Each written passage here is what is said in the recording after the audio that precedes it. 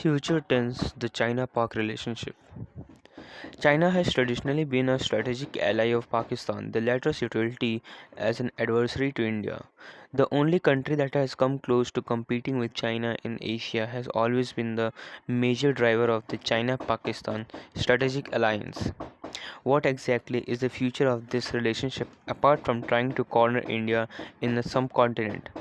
Here are the three charts which explain why its future is unlikely to be good. First, Pakistan's trade with China has increased consistently, but is a small part of the latter's trade interest.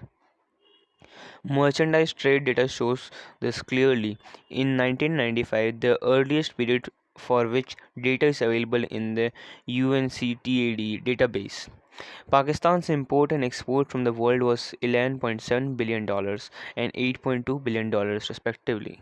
China's share in the Pakistan's total merchandise import and export were 4.4% and 1.5% respectively. By 2024, Pakistan's total import and exports has increased to $56.5 billion and $32.4 billion, and China's share in these numbers has increased to 28.3% and 7.4%. Clearly, China continues to export significantly more to Pakistan than it imports from it. However, China's export to Pakistan in 2023, the latest year for which cross country data is available in the UN database, were just 0.5% of its overall merchandise exports to the world. It exported nearly 7 times more to India. Pakistan's merchandise trade with China in the world figures is in current billion dollars. Second graph would be more remarkable in the China-Pakistan economic relationship is the rise of Pakistan's debt to China. In its early days, Pakistan was far more dependent on the American credit than Chinese. Data from the World Bank shows that US debt record were almost 30% of Pakistan's GDP by 1972.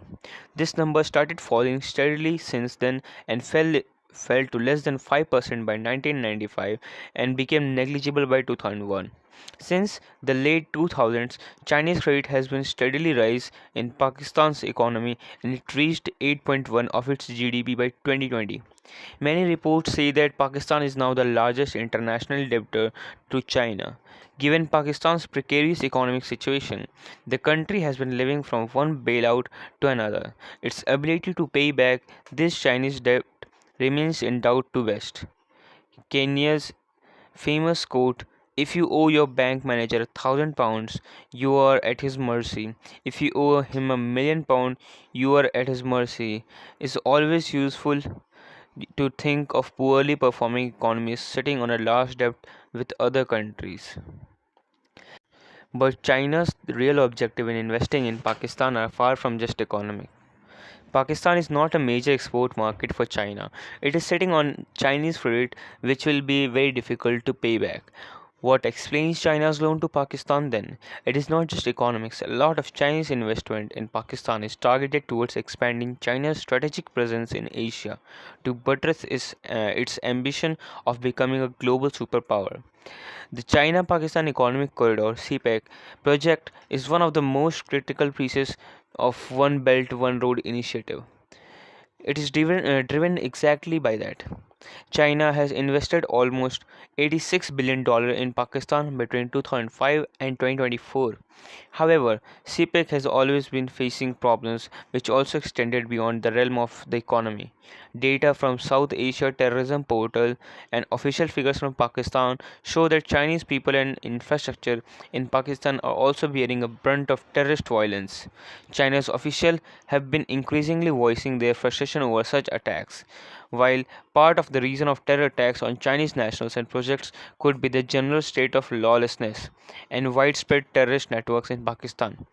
Part of it could be a direct result of Chinese investment making Pakistanis second-class citizens in their own country. For example, a Guardian story published earlier this year said China's deep sea port project in Gadwar has alienated local Pakistanis by restricting their access to fishing in the sea and creating Chinese only high security zones in the area.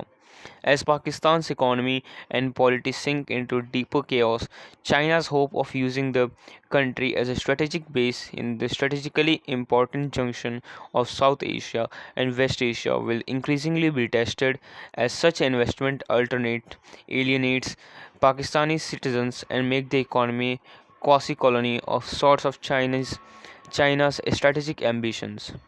Number of terror attacks targeting seapeak in Pakistan has seen an uptick. According to Pakistan's National Counter-Terrorism Authority, terror attacks in Pakistan since 2021 have as part of December 2024, claimed the lives of 20 Chinese nationals and injured 34. Chinese citizens and businesses have faced the brunt of terrorism in Pakistan. Attacks on Chinese nationals or property in Pakistan by type of target.